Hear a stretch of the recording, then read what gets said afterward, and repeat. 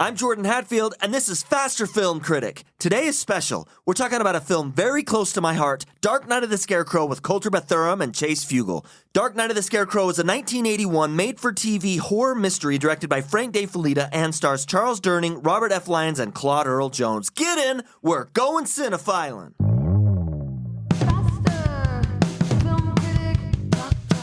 How are you guys doing today? Gentlemen, quite well, and yourselves? Bruh. Bruh, it's good to hear you, bruh. Bruh. Guys, I am so excited to talk about Dark Night of the Scarecrow. I want to ask, do either of you have like a family banner film? Let me explain what I mean. I'm not talking about a film that's just nostalgic from your childhood. Sure. I'm talking about a film that's more important than that. A film that is almost a relic from your youth. Okay. Something that's bigger than you. Something that somebody else important shares with you, right? With your family or something. A film that you would put on your family cinematic flag, right? The film. A banner film. Do you guys have a banner film, or is it? I do, for sure. Do you, Kolter? Yeah. Well, there's kind of two. Dad introduced my brother and I to Ghostbusters when we were a young age, and I think I was like 5. I was at that precious age where I didn't quite understand what I was seeing, whether it was real life or not. So that was one of them. The other one, this is going to sound a little bit more obscure. This was something that our family kind of watched together when it got together with larger family, especially when we went up to the cabin for some weird reason. But that was George Lucas's American Graffiti. Okay. That's interesting. Yeah. It's a Wonderful Life is one that we watch every Christmas. That's a great movie. The movie for our family. Yeah. That's such a good movie. It's cool. so good. Perfect movie. That's not only a good movie, but that's a good banner movie. Yeah. You know, a good family. Nice, wholesome family. Yeah. It is. Yeah. For me, it is definitely Dark Night of the Scarecrow. Yeah. This was the very first horror film I ever saw. I was 7 years old when I saw it. I loved it so much that we watched it for my 8th birthday. I remember inviting all my friends over. People were a little nervous. We throw on this horror film. I remember one friend in particular, it was a little too much for him. Okay. Anytime that things got a little tense, he'd run out of the room, and no doubt tears were shed. My mom, I'm sure, put her arm around him and gave him an extra birthday cupcake to cheer him up. But that is my core memory of my 8th birthday, is this film. And this film is very important to my family. I don't know that I can tell you why. It's just a film that we've all grown up on. It's a film that we've connected over, and it's become such an important film for us. Yeah. You know, my brother watches this every single Halloween. Yeah. It's a tradition for him. He watches it every Halloween.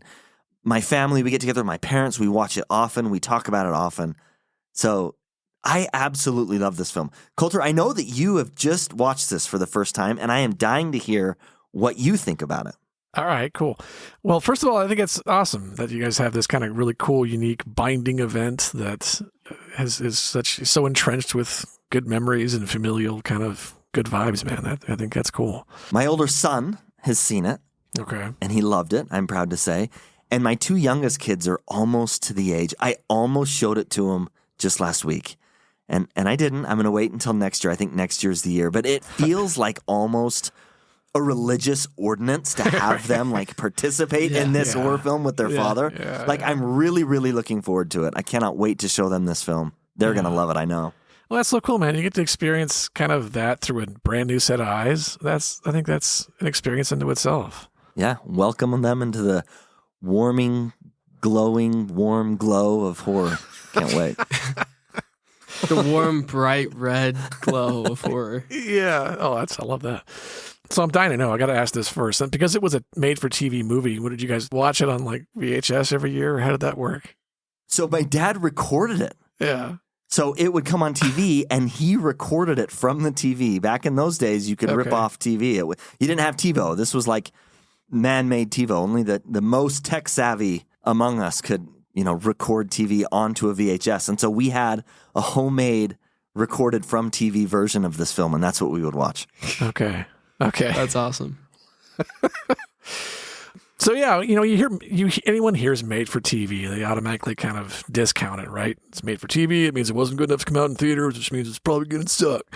And it did not. I loved it. It was great. Movie opens up kind of simply, windmill churning, camera's kind of floating over a field, a meadow, and there's this kind of guy who's obviously a little intellectually impaired, we'll say. Underdeveloped, yeah.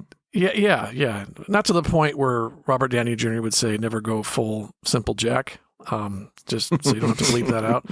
So the actor who plays Bubba, whose name is Larry Drake, is often typecast. He's got that kind of sour lemon face. He plays a villain a lot. He doesn't necessarily play a sympathetic character very much. So there's kind of these notes of Lenny from Of Mice and Men and how he's kind of depicted, and then there's this kind of band of people in town that are constantly kind of labeling him as a danger, and we don't want to see him around these kids. One of these days we're going to deal with this Bubba guy. And in the story, they do a horrible thing to Bubba after he is mistakenly accused of this young girl's death that he's been hanging out with, and comes back to haunt them all in the form of a scarecrow. It was cool, man. It was paced very well. The characters were great. These cast of characters that are kind of tormenting this guy or accusing him, that the scarecrow comes back to kind of get his revenge on. The gentleman who plays Otis in the movie is just 110% pure bastard. I mean, he's just a bastard. Yeah, he is. 100%. Yeah, I just wanted to kick him as hard as I could in the stomach the whole time. I mean, he just plays that role so well. And he's just rotten through and through, manipulative and horrible. All while kind of posing as the town's happy-go-lucky. Well, maybe not happy-go-lucky, but mailman, somebody who professional position, especially in a small town like that, well revered, I would say. But no, great. I mean, there was some really cool iconography and some really interesting visual kind of cues, and had a great arc, a satisfying ending, and yeah, man, dude, I was pleasantly surprised. I really enjoyed this movie. Larry Drake, who played Bubba Ritter in this film, also played a mentally underdeveloped character on LA Law, and he won awards for it. He's an award-winning actor. I had no idea. That actually doesn't surprise me so much. He was great. He really did a great job in this film. Yeah, he did. I thought he did an absolute fantastic job in this film. You talk about the monster, the villain in this movie, and one thing that I love so much about Dark Knight of the Scarecrow is the Scarecrow really isn't the monster of the film. Yeah, right. It's a couple of the townspeople. Yes. Yeah. It's Otis. It's Skeeter. It's Philby. Skeeter. It's Harless. It's these guys. These guys are the villains in the movie. Right. And so it is a horror film, but it's kind of flipped the script on any other type of horror film. No doubt the Scarecrow is committing atrocious acts in the film. And so, yes, of course, he plays the villain. But the way I interpret it is he is just seeking revenge on the villains in the town. Yeah, that's cool. Yeah, and I love it. I love that aspect. Yeah. He's just trying to make a safer community. Yeah, he's just helping a brother out. Yeah.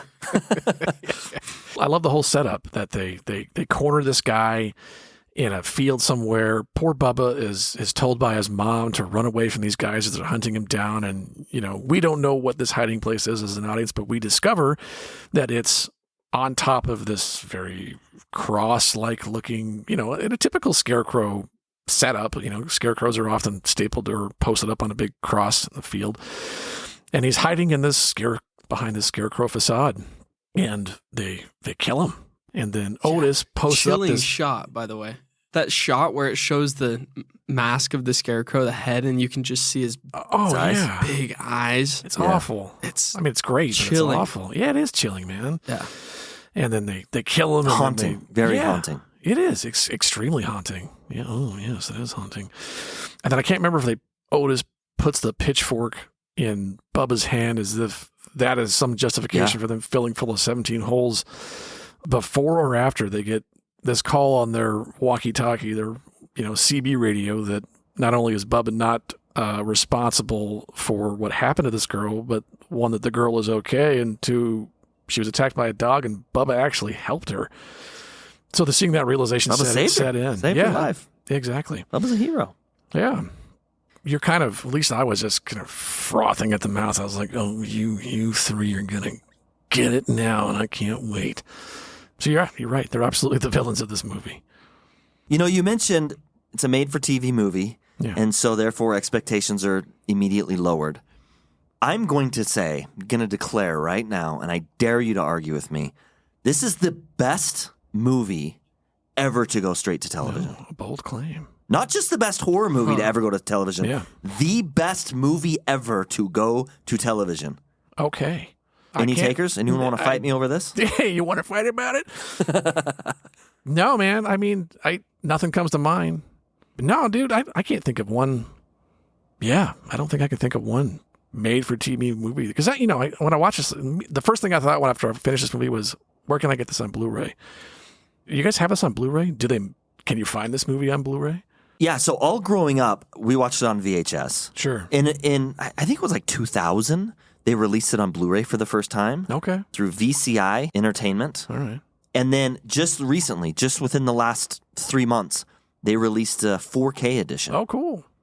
VCI Entertainment released it on 4K. So, of course, I was the first one to buy it. Sure. I will say that it comes in a combo pack, Dark Knight of the Scarecrow 1 and Dark Knight of the Scarecrow 2. Okay.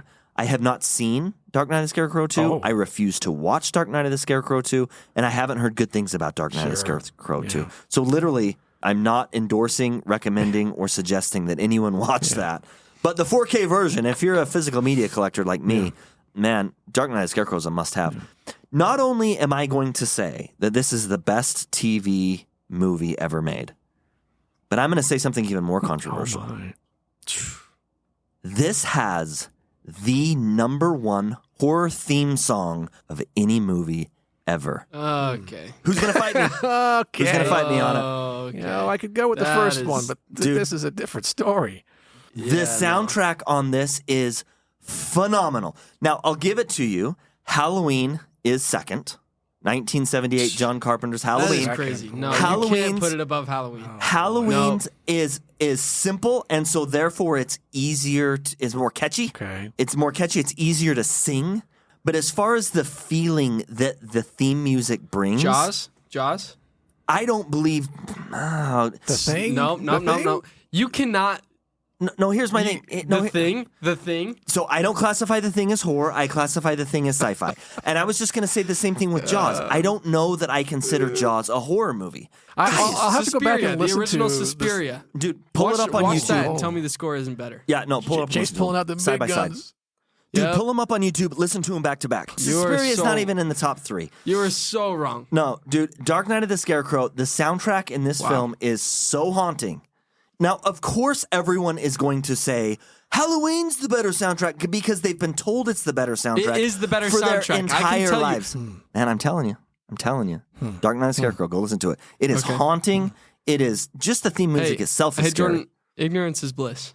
I've heard Halloween. What do you mean ignorance is bliss? I've heard Halloween. I listen to Halloween. I was actually going to highlight the soundtrack. I did want to talk about the soundtrack because I love it. But to say it is the best horror movie soundtrack of all time. Theme song. Yep, it is. Is it outlandish? Wow. Nope, it is. It is. We will shut this podcast down and fight. We'll arm wrestle over it. I'm looking forward to going back and giving it a second watch and paying more attention to that because sometimes that doesn't always hit me on a first go. So I will go back and pay and watch it again, which I want to anyway, and pay more attention to the score. So let's hear your thoughts on this film, Chase. I love this movie. It's a nostalgic movie for me. I've been watching it since I was really young, and I think one of the biggest appeals of this movie to me is that it's a Scarecrow movie, which I think is such an underappreciated subgenre of horror. And it's not a cheesy Scarecrow movie. No, not at all. No. Definitely not a cheesy Scarecrow movie. And an amazing revenge story. Gosh, absolutely. It gets my blood boiling so much every time I watch it. I can't even count how many times I've seen this movie, and it's still just as effective as the very first. Yeah, I can see that. You commented on this earlier, Kolter. I think the pacing in this movie is also just fantastic. Oh, it's perfect. It doesn't seem like there's a single scene in this movie that is unimportant. Yeah. Yeah. Every single scene throughout the whole film is necessary to drive the story, the narrative forward. So the pacing of this film is absolutely fantastic. You've already highlighted the characters. I can't talk about them enough. All of the characters in this film I absolutely love. There are no junk characters here. Everyone has got something to add, and they're all... Well, Skeeter's kind of dumb. Well, sure. I didn't say they were all intelligent. I think it's even better that they're stupid. Yeah, I mean, like Skeeter's like 5 IQ points higher than Bubba, maybe. So he's got no business. But dude, he's from a small town out there in Wyoming. True. Always crawling around under cars, always dirty, always wearing his hat crooked on his head. Yeah. Did you know this film was shot in only 17 days? Damn, Wow, that's a 17 days. tight shoot right there. Yeah. Super tight shoot. Yeah, and Kolter, from someone who's worked in the movie industry, you would know, like 17 days is really tight. Yeah, man. That's cooking. That's moving along. So talking about the Scarecrow itself, you never see it. You hear it. You never see it moving. You never see it like lumbering around, and you see it move very subtly at the end. Yeah. And that is so much more effective. That's little head tilt, that he does at the end. And then the extension of the flower towards the girl. And I was like, oh, golly. It was both sweet, emotional, and creepy all in one.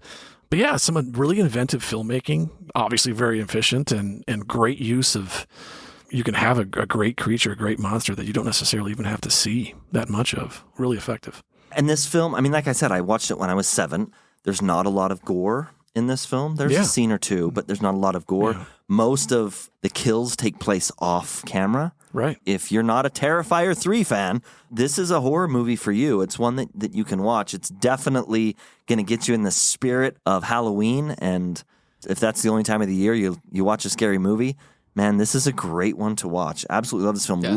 Love the beginning, love the middle, love the end, love the pace, love the music, love the characters. Yeah. Dude, I just absolutely love this film. But my favorite aspect of this film is the story. I think the story is so good. This isn't a movie about, it's the opposite of Terrifier 3. Terrifier 3 is all about the visual horror and the gore. And this film is the exact opposite. This film is all about its story. And everything about this film is there to build the story. And that is my favorite aspect about this film. It is such a great horror story. I love it. Yeah. Simple, straightforward, good writing, good pacing.